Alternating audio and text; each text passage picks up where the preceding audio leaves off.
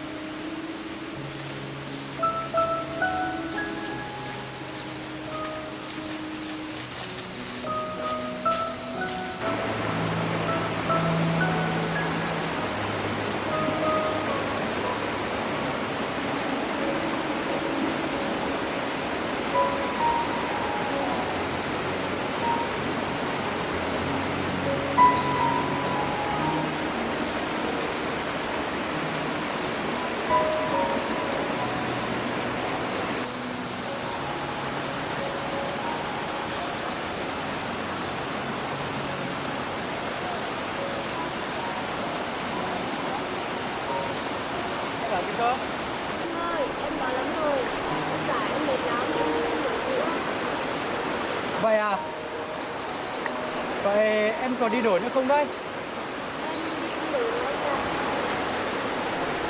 Bố ơi, bây giờ Nga mệt nữa thì phải làm sao bây giờ? À, chắc sáng nay nhà với con chưa ăn sáng à? Vâng bố ạ. Sáng nay con và Nga làm xong thạch xong cũng xuống đây luôn đấy. Không chưa kịp ăn sáng. À, thế chắc Nga đói lắm rồi ấy. Vâng ạ, bây giờ đường về là ăn. Cũng còn xa nữa chứ. Nếu mà Nga mệt thì mấy bố con mình nghỉ lúc mới đi nhở? Vậy cũng được bố ạ. Chứ bây giờ đường về nhà còn xa nữa. Mình tranh thủ nghỉ một lát rồi đi sau nhé. Đúng rồi, Nga. Nga không đi được. Em mệt thì để anh dìu em qua kia nữa. Đưa cái túi cho bố.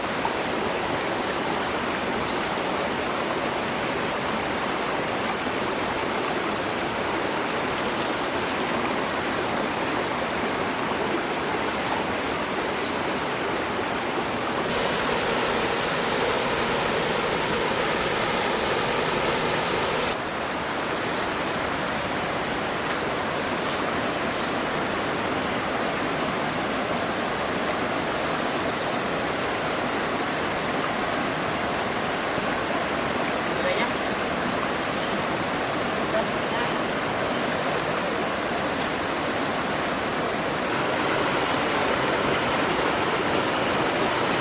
Bố ơi, bố cầm lấy cho con nhé. Mình giải qua đây để cho Nga ngồi đây nghỉ ngay với chồng con. Nga ngồi đây. Đây. Em ngồi nghỉ ngơi đi.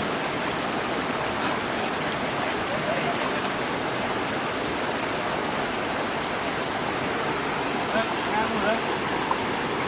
Đặt đây.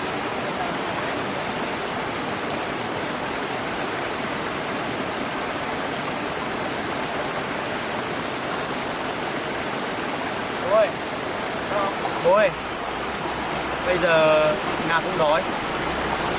Mình đi tiếp thì chắc là cũng không ổn.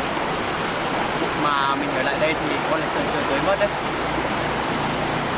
Ở đây thì theo con biết thì cũng gần quán. Hay là con xuống cạnh bên kia mua vài gói mì tôm rồi là chuối về để con mình ăn tạm nhé. Nó bụng rồi mình đi tiếp. Không mình bê đồ nặng như này con sợ mình không về đến nhà được ấy. Bây giờ con cứ tính là như thế nào? Bây giờ Nga nó cũng về thế này. Nếu mà con có biết ở đây gần quán này không? Con có bố ạ. Ở đây ngay ngoài kia có một cái quán tạp hóa nhỏ nhỏ cũng bán đồ ăn vặt lung tung nhé. Hay là con đi mua một chút về để mình nấu ăn. Con nghĩ là ăn rồi mình đi tiếp mới có sức bố ạ. Đúng rồi, nếu mà con biết thì con đi mua đi, xong là bố với Nga ở đây. Xong là mua về ăn xong mới đi, không có Nga đói sợ. Nga nó không chịu được về đến lán này, nhà ấy. Con cũng sợ như vậy ấy. Bố ơi, còn đâu? Con Không ở đâu Nga ạ. Anh biết là em không muốn làm phiền anh và bố, nhưng mà em mệt như vậy mình không đi tiếp được ấy. Chả may em xảy ra chuyện gì thì ở đây cũng xa trạm y tế nữa. Anh và bố không biết cách xử lý đâu. Đúng rồi, nhà cứ ở đấy chờ thôi, anh Dương biết chỗ này và thì anh Dương đi mua mì tôm về. Không là bố nhà ở đây chờ. Con còn nhỏ nữa, con không nên đói như thế.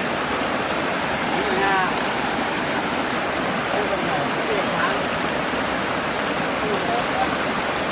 Vậy nên là mình phải thôi mình tiếp. Mình có thời gian mà. Đi thôi, không được bố nữa. Cái cuộc là mình không phải đến nhà thôi. Tốt thì mình buồn nghỉ ngơi. Ăn không có đâu mình đi tiếp. Mà chỗ ấy quán, con bảo xa lắm không? Cũng ở ngay dưới này thôi bố ạ. Đi một lát là đến mà. Bố với Nga cứ ở nhà thôi. Con đi mua một lát rồi con về. Đúng rồi, nếu mà con biết thì con đi mua, hoặc là bố ở đây trong Nga. Vâng ạ. Bố ở đây nhớ để ý Nga giúp con nhé. Rồi. Bây giờ bố xử lý cái bếp cho con nhé. Con đi chặt mực củi rồi nhóm lửa. Sau đó con đi sau được bố ạ. Rồi. Con đi chặt củi. Hai em làm nghỉ ngơi nhé.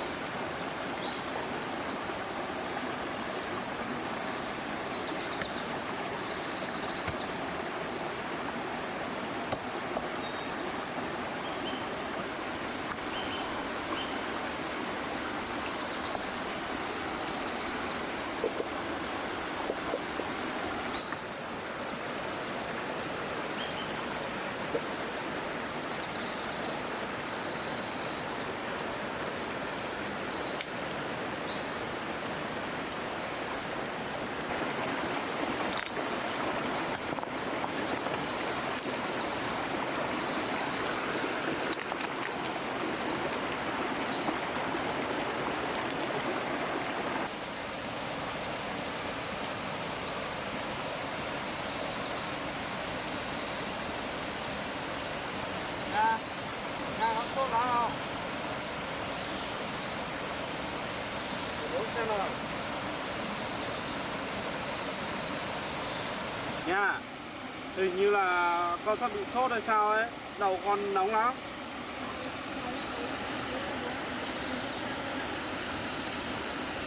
À,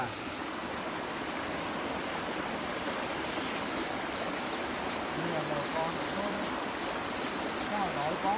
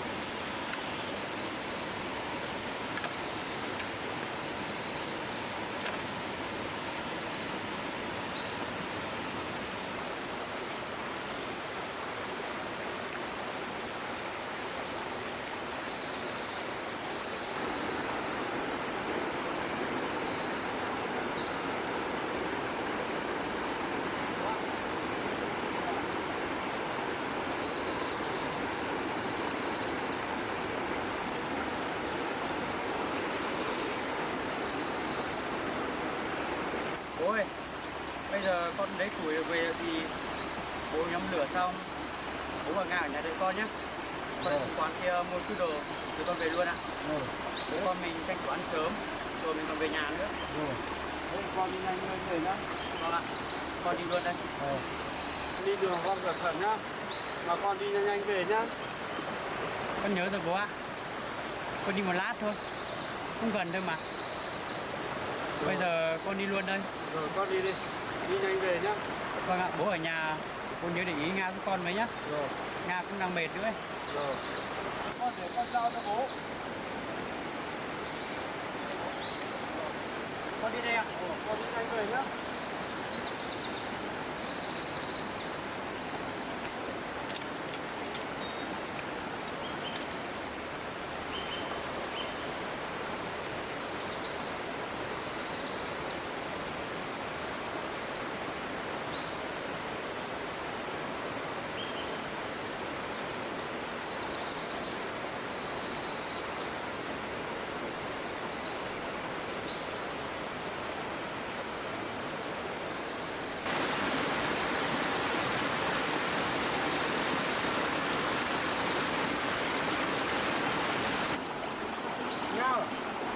Nhau ở nhà nhá. Nhau ở đây. Đó là bố đi vào kia ra có cua có đồ gì bố bác về ăn tí ra.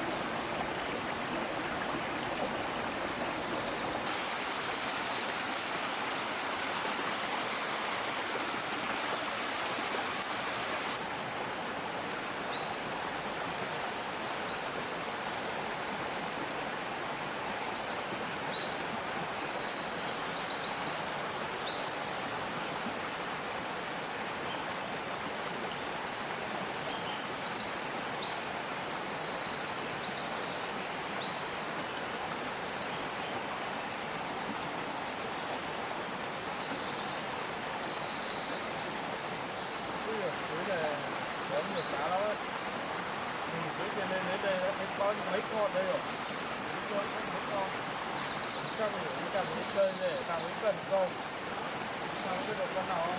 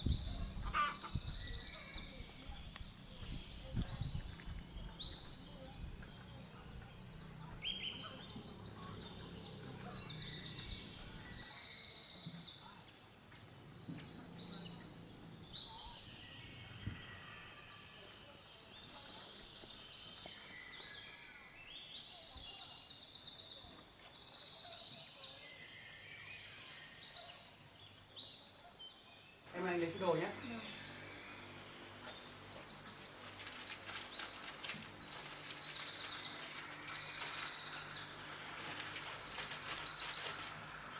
Em lấy trứng mình đâu nhỉ? Trứng đâu? Không ở trên. Lõng ở đâu ấy cho em ngồi.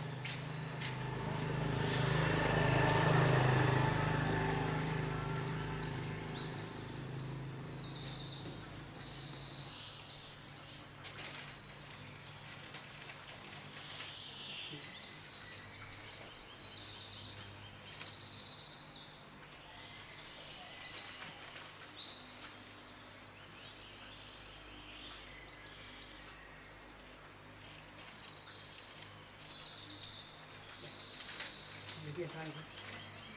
Trứng gì này?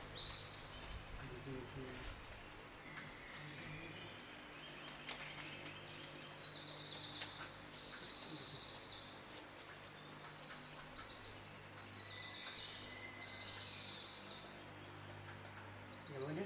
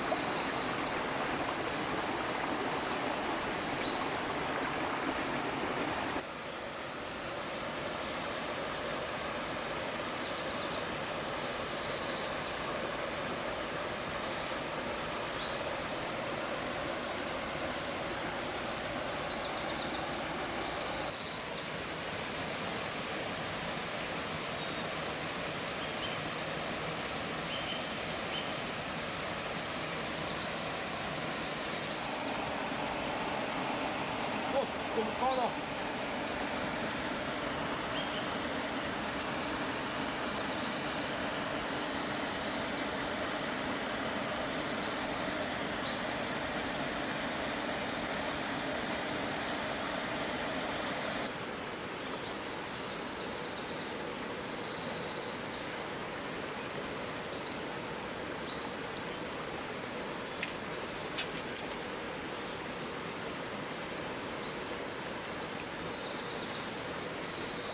Howdy.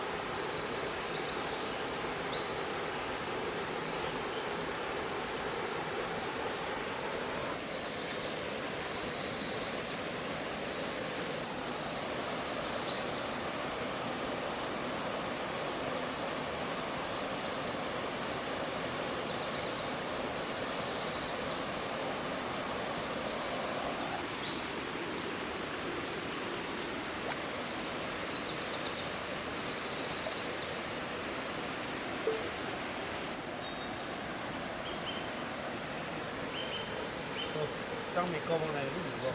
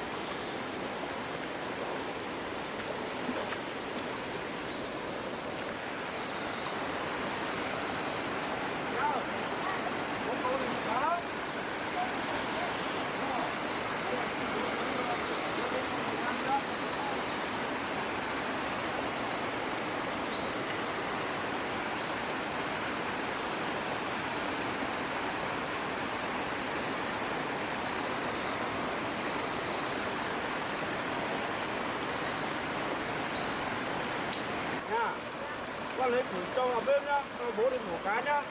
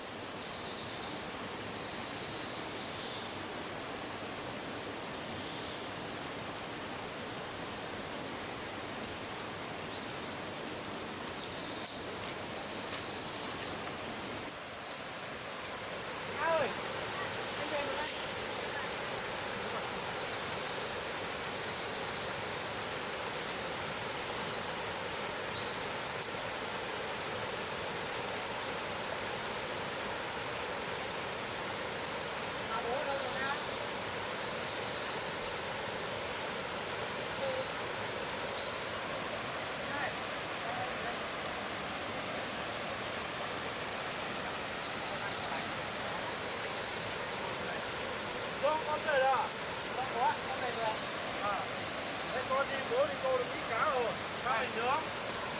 Con cá à? Cá này bố cô ở dưới đây mà. Cá to thế bố? Thì có cá to ấy. To tới đây thôi bố ạ. Các bạn cho bố là ngang quá. Ngang. Em ăn tạm bánh mì trước đi. Bố đang ăn sao mình ăn? Cho ngan với ý trước đây. Bố để đây. Rồi.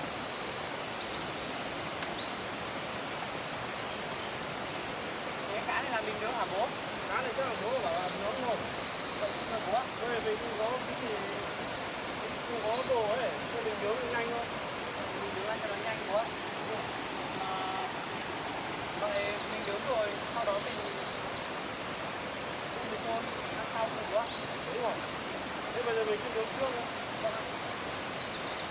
Thế là phải có tre nữa bố. Đúng rồi. Lấy bên trên nghe nào. Không lấy bên trên lấy về bố. Đây bố. Đây bố ơi. Đúng rồi. Lấy cây này về cho bố bổ ra. Cho bố kẹp. Nga. Em có mì ăn đi. Đúng rồi, ra bánh mì đi.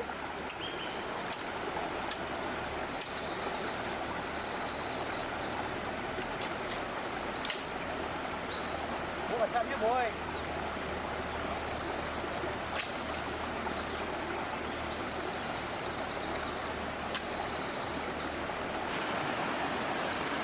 Cho vào đây kẹp vào đây. Con cá này một con to này quá. Đúng rồi. Bố đang bảo bố đi bắt mấy con cua về ăn. Nhưng mà bố đi qua kia bố thấy có nhiều cá quá. Còn bố đi chặt cái cần câu về xong bố câu luôn. Vậy à bố? Đúng không? Vậy thì tốt quá. Hôm nay Đúng mình rồi. còn có cả cá Đúng rồi.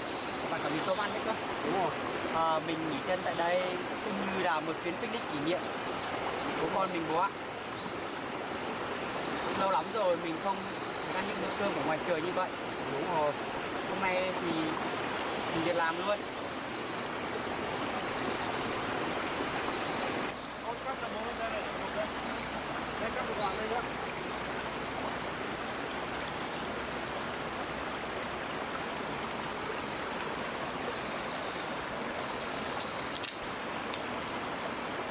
Nha, bây giờ bánh mì làm nhá.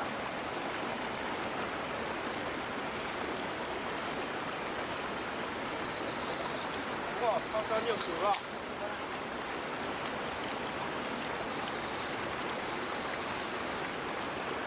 Đây, con cầm lượng để bố đi lấy củ nhiều vào.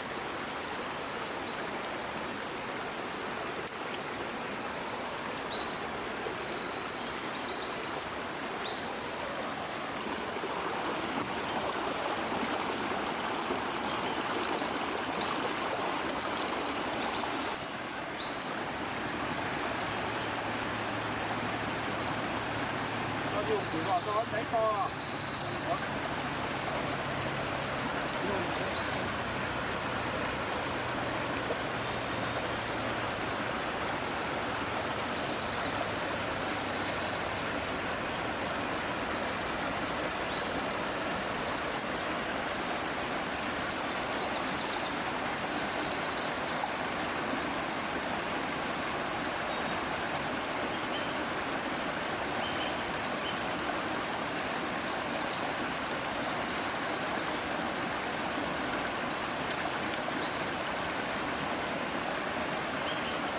Còn đấy quay được cháy lên nhá.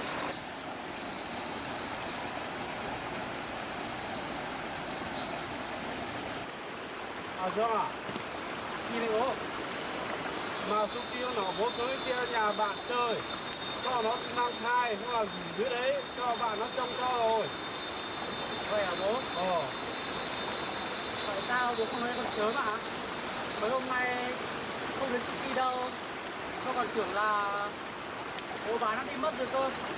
À không, bố để là bạn nó trông cho thôi. Mang lên trên này không có gì cho nó ăn thì bố bảo là cho vào bạn nó trông. Đó là như vậy à bố? Đúng rồi. Con phải đứa về nhà nữa.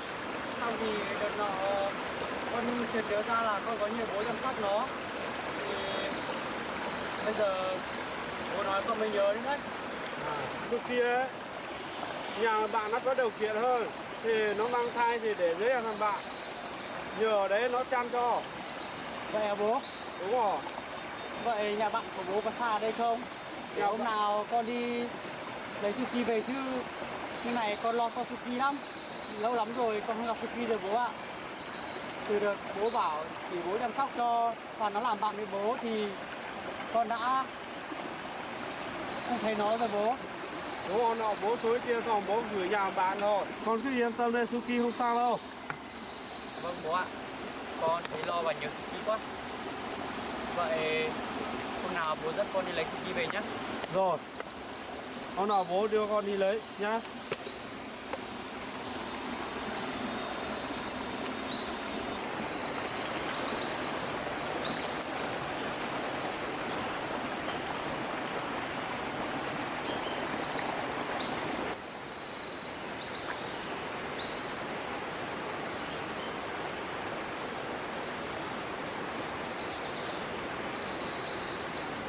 Con xem cá ra để bố nước nó mới cho ăn.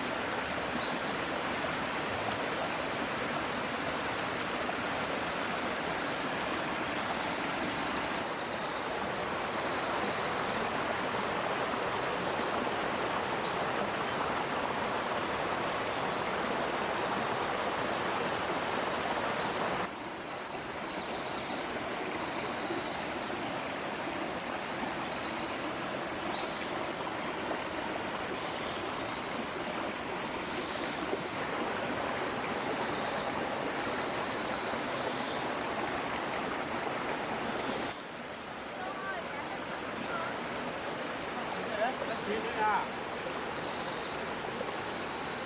Hôm nay mình vừa với bố về nhà và vừa được một trải nghiệm picnic ngoài trời đó nha.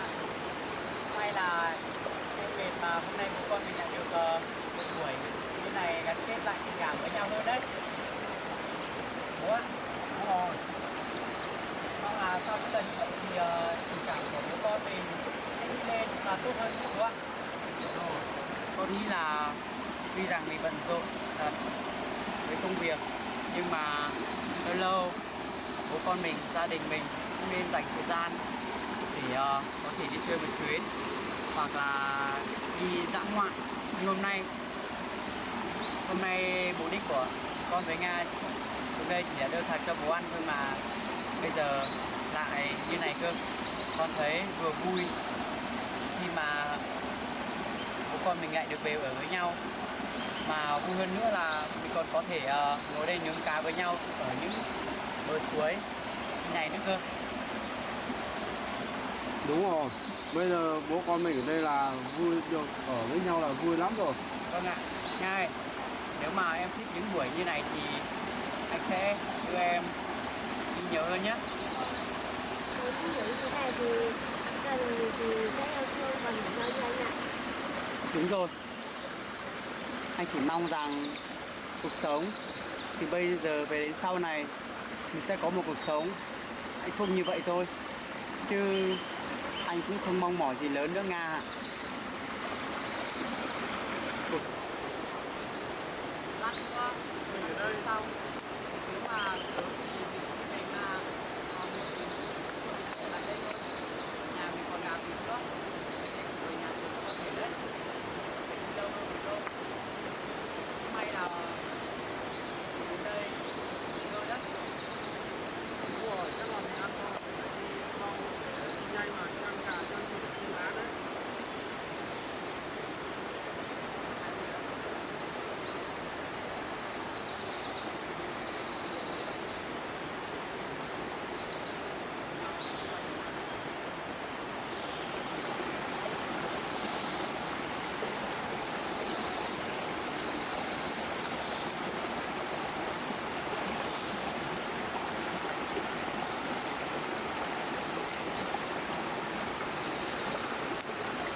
Này, Em ăn bánh mì xong em thấy đỡ đói hơn chưa? em đỡ hơn rồi anh ạ.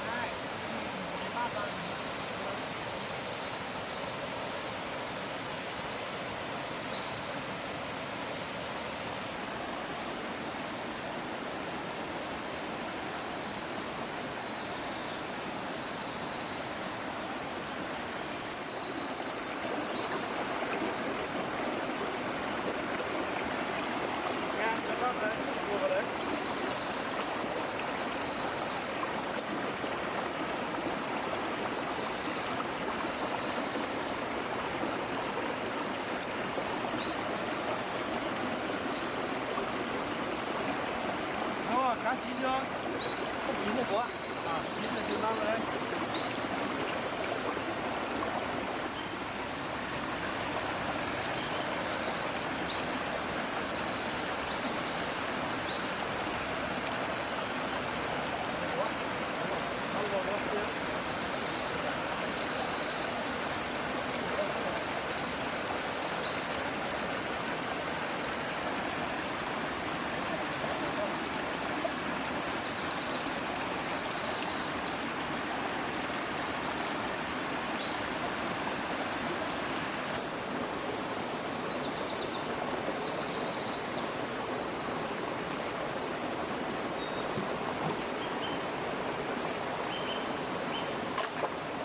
Lên chưa? Bát đây.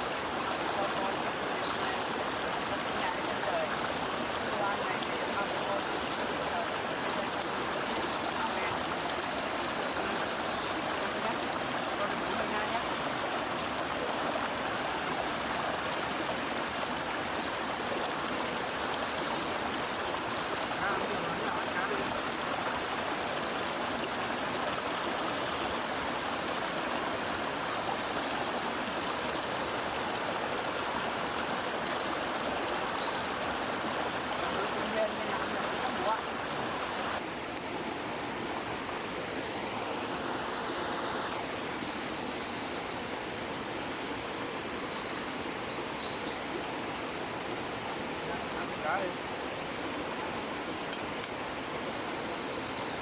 Đúng là cái gói ăn mì này thấy ngon, ngon quá. Đúng rồi.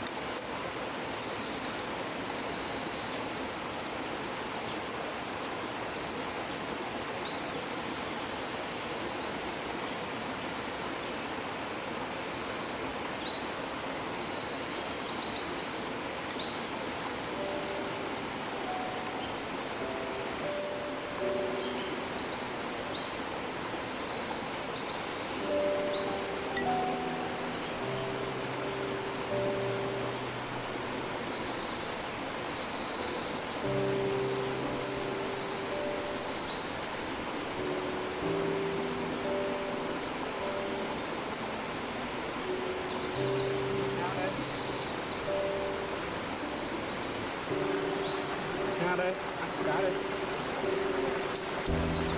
Ăn nhiều à, xí đói đấy. Tí mình về đường xa, tí để đói tiếp đấy.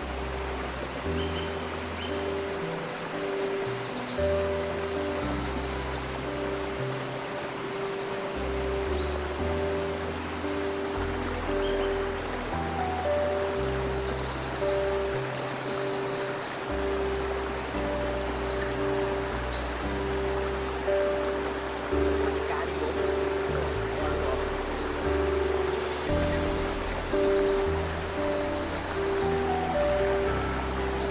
Đặt cái này mặc cái đất quá. Cái này ngoài ra.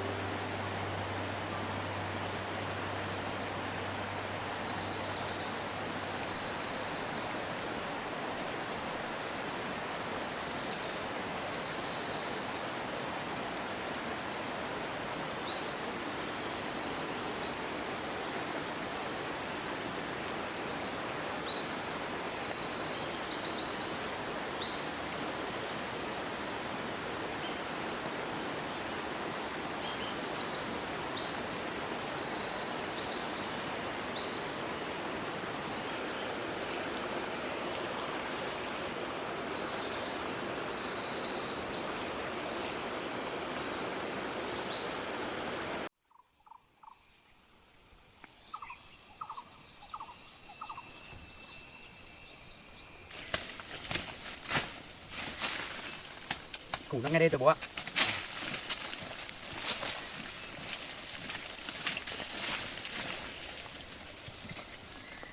Dây này thì không có to cho lắm. Được chưa? Được, bố lên bố. Bố cứ để con dọn con quang rồi đào cho nó dễ bố ạ.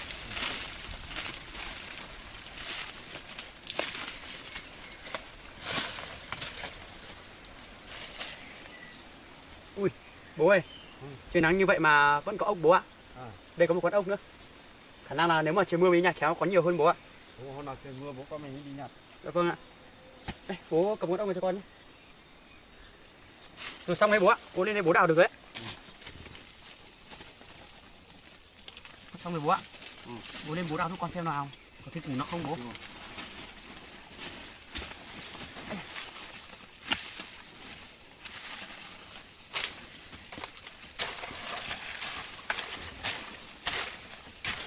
Đây, con cái củ này.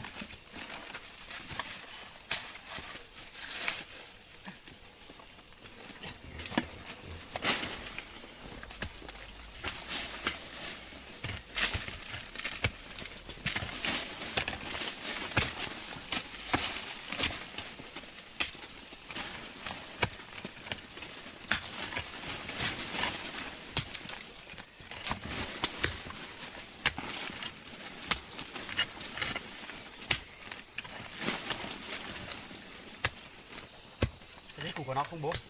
Củ nó đây rồi.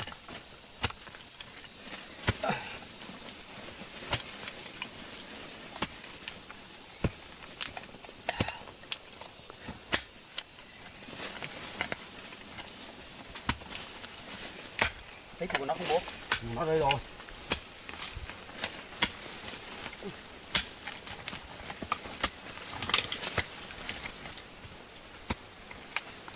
Ôi, cũng khá là to bố nhỉ?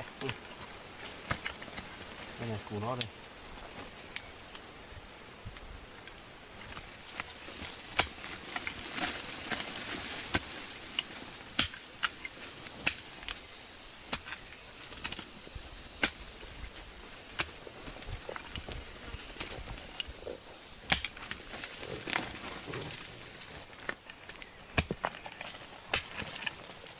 Đất ở đây có cứng không bố?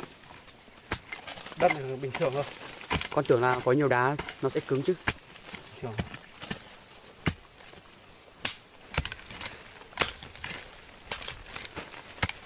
Chỗ này dốc, làm việc gì cũng khó bố ạ. Đúng rồi, nó dốc quá. Củ nó đây nhiều lắm. Ui công nhận to thật bố ạ. Con ạ, cái củ này nó còn bé đấy. Thời xưa bố với mẹ đi đào có củ nó còn được hàng bao ấy. Được hàng 10 cân, 20 cân. Vậy là thời xưa bố mẹ cũng đã tính đào củ này à bố? Đúng rồi, bây giờ chẳng qua là bây giờ người ta đào nhiều quá thì cái củ to đào hết rồi. Dạ vâng ạ. Bây giờ nó chỉ sót cái củ bé thôi. Củ này cũng là lần đầu tiên con đi đào thôi, con cũng không biết là nó có to hay không bố ạ. Nhưng mà theo như con thấy là như này là cũng to, dây nó nhỏ thôi mà củ cũng to bố ạ. Dây này, củ này thì nó bé, ngày xưa bố đào to lắm. Dạ vâng, hình như là không đến đấy thôi bố ạ. Con ạ, sắp được đấy. Cây này cũng ở nông bố nhỉ? Đây. Này nhiều củ lắm. Nhưng mà củ nó ngắn thôi.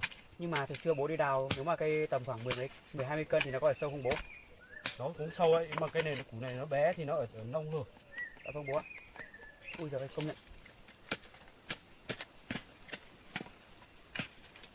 Con nhổ ra bố. Đấy, được đấy, con nhổ đi. Ui giời bố ạ. Được. Như này cũng là tạm tạm thôi bố ạ, tại vì dây nó nhỏ như này mà. Dây nó bé quá, nó không được to. Với chỗ này nó có đá. Bị vương đá hả bố? Đấy, nó vướng đá nó mới không phát triển được ấy. Nó chỉ to lên bằng đấy thôi. Cây này con nghe mọi người nói là làm thuốc công dụng tốt lắm bố ạ. Họ còn thu mua với giá cao nữa cơ. Đúng rồi. Nhưng mà nếu mà tí được nhiều thì con sẽ cầm đi bán. Đúng Còn rồi. được ít thì bố con mình mang về làm thuốc dự trữ cũng được bố ạ. Được. Hết rồi bố ạ, bây giờ bố con mình đi bên kia xem còn cây nào không. Đấy, thì đấy nó còn đào mấy cây nữa. Bố đưa coi cái đấy con cầm, cái thuốc con cầm bố cầm cúi với con nhé.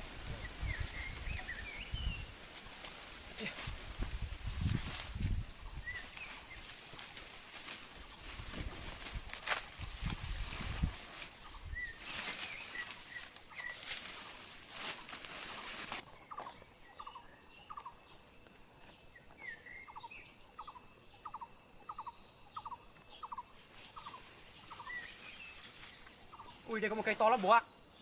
Có bố ạ. Ở đây có một cây à? Vâng. Thôi con phát ra để bố đào cho.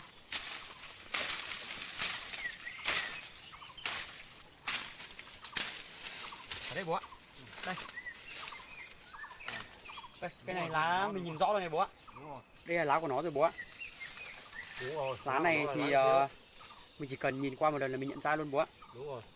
Nhưng mà con đi rừng con kiếm nhiều loại rồi, con cũng không để ý cho lắm. Con nghĩ là mấy đợt con đi rừng vừa rồi con cũng thấy rồi đấy, nhưng mà con không biết bố ạ. Hôm nay bố vừa đang nói chuyện thì bố nhắc đến củ 30 này, con mới chợt nhớ là ở ngay bờ nương con thấy một cây thôi bố ạ, nên là con mới dẫn bố con mình đi đào thôi. Bây giờ mình dọn dẹp rồi mình đào bố nhé. Cây này khả năng to đấy. Đúng rồi, dây đấy to đấy, dây to mà, củ đấy. Con phát rộng rồi nhá. Vâng ạ, để mà đào bố được. muốn nó rồi, cũng bố đào cho.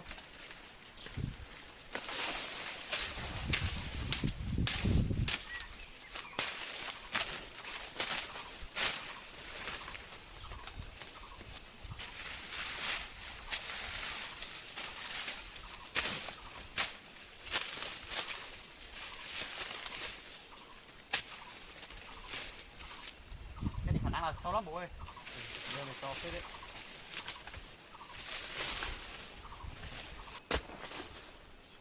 Cái này khả năng là sâu đấy bố ạ. Đúng rồi.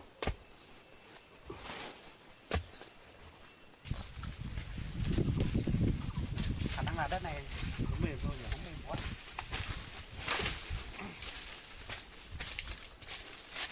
Hồi xưa bố mẹ đào nhiều củ này, còn là bây giờ lâu chưa được đào nó rồi. Vâng bố ạ, với cả là bây giờ người dân nó khai thác quá mức ấy, vì rồi. vậy nên là nó ít lại rồi bố ạ. Ờ. Bố đào cho con nhé.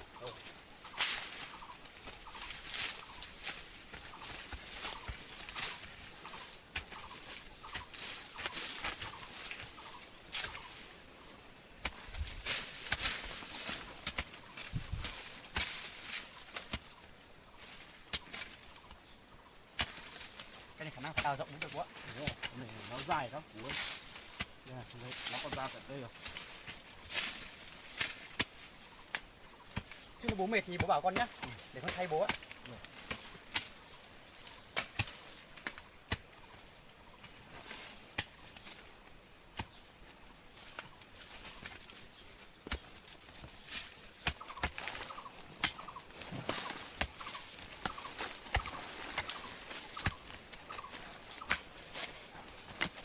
Có sâu không bố? Đến đây rồi, củ nó đây rồi. Nè, đuôi nó ra đây rồi.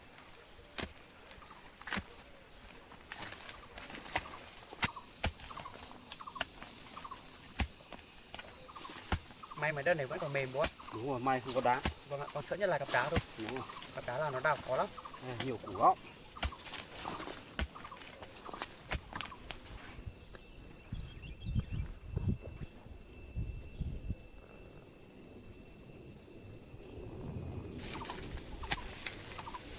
Nếu mà mình đào tầm khoảng 10 cây như cây này là được 10 cân rồi đấy bố ạ. Củ nó ngay đấy rồi đấy.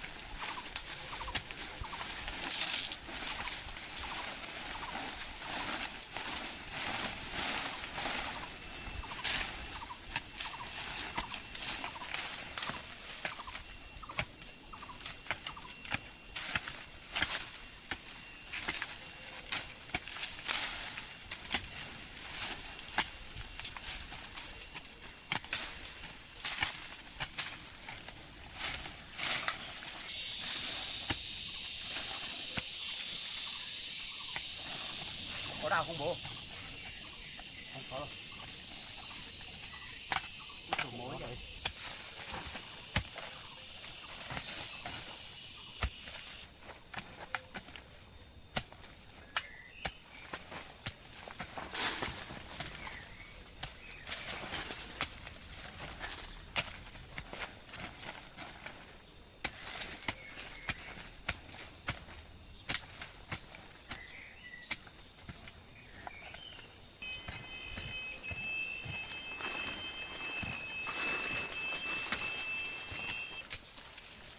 Bố ơi, bố để con đeo găng tay con phụ bố một chút nhé.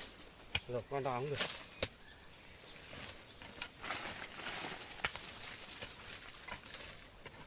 Bố đi bố ngồi nghỉ ngơi uống nước.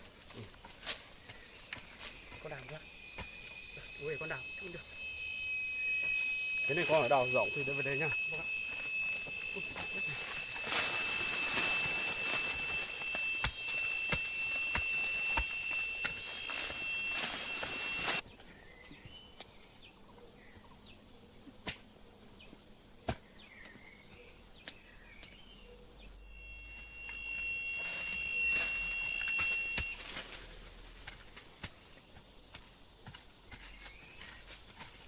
Bây giờ con đào bên trên này.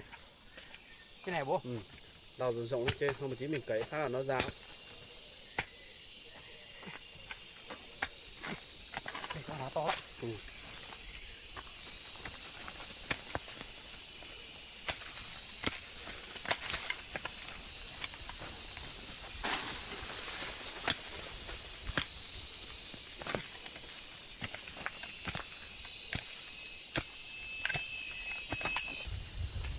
Con đào nhẹ nó đào rộng mà không có bật vào củ nó hỏng ấy. Dạ vâng bố ạ.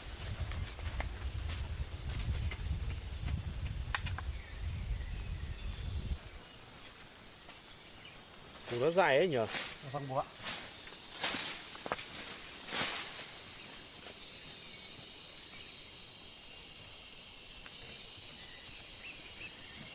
Thế là từ bây giờ trở đi, con mà đi thu hoạch ở đâu con sẽ tìm kỹ lũ củ này để con đi đào bố ạ.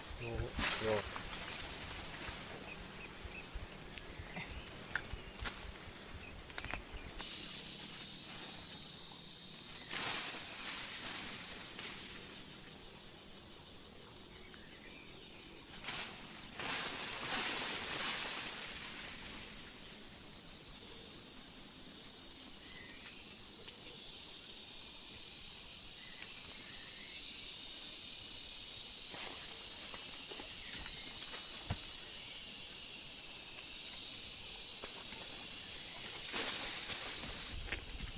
Mà hồi xưa bố mẹ đi đào củ này về, nếu mà bố mẹ không bán thì bố mẹ chế biến như nào về bố?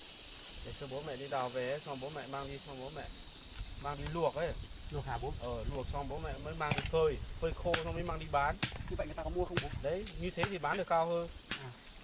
Tại mình bán tươi này thì nó rẻ. Bây giờ mình luộc lên xong mình mang nó đi phơi nắng, bao giờ khô thì mình mang nó đi bán.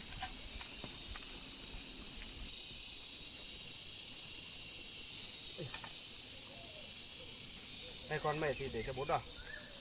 Đây là mầm mới mọc sao bố? Đúng rồi. Thế đây mới nằm nó lên một giây đấy. Con cũng không biết rõ về củ này nữa.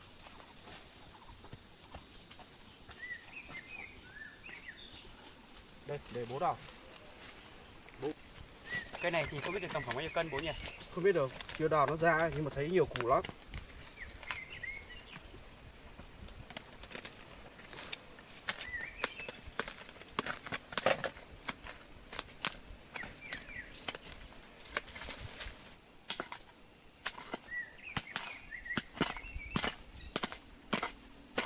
Chỗ đấy mà không vướng đá thì khả năng là nó sẽ to hơn đấy bố nhỉ? Đúng rồi, bên này còn đá thôi, nó vẫn không phát triển nữa. Hôm nay nó có một cái dây của nó ở giữa nên là nó có gãy thì nó cũng không biết được bố nhỉ? Đúng rồi, cái này nó dài, nó có lói ở trong, nó không biết được. Tiếc quá, nếu mà nó không có đá ở đây vướng thì chắc là nó sẽ dài hơn đấy. Đúng rồi, bên trên này nó ăn vào đá đi. Cây này con không biết nữa, không biết nó từng khoảng bao nhiêu năm rồi bố nhỉ? Đây thì chắc nó được 5-6 năm rồi. Để mà có một cây này nó cũng phải mất nhiều thời gian bố nhỉ? Đúng rồi. Cây này con nghĩ là ước chừng khoảng 5-6 cân đấy.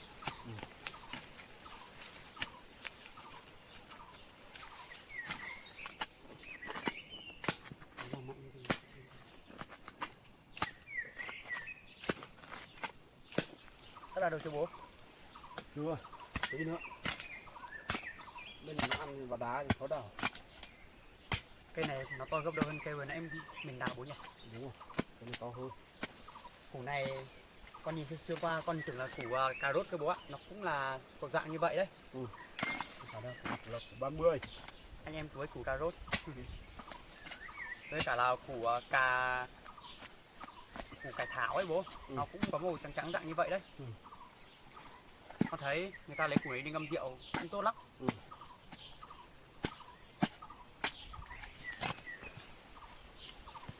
Sắp được rồi bố nhỉ? Sắp được rồi.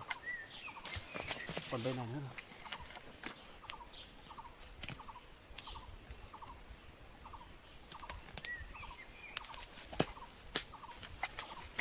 Tha già đấy.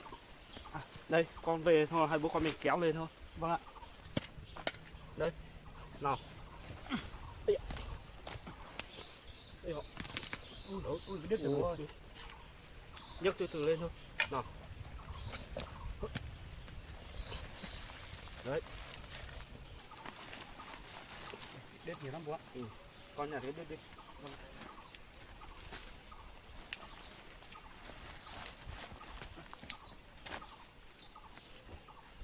Nó cứ hết được trong này.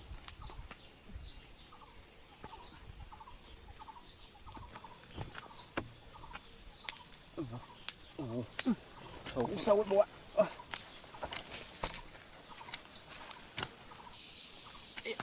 Con nhổ củ này mà con tưởng tượng như mình đang nhổ củ cà rốt bố ạ.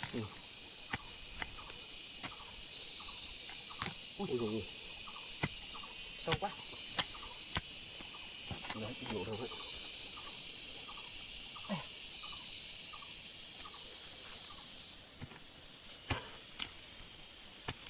Đây. Hết rồi, hết rồi.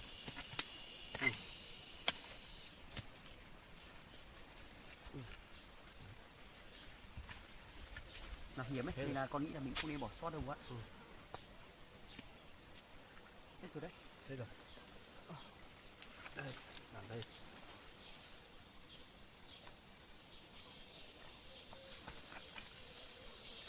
Công nhận là to thật đấy.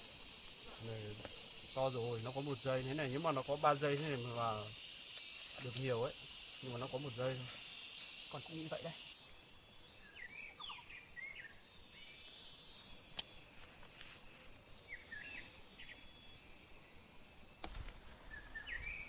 Xong rồi thì bây giờ mình về thôi bố ạ.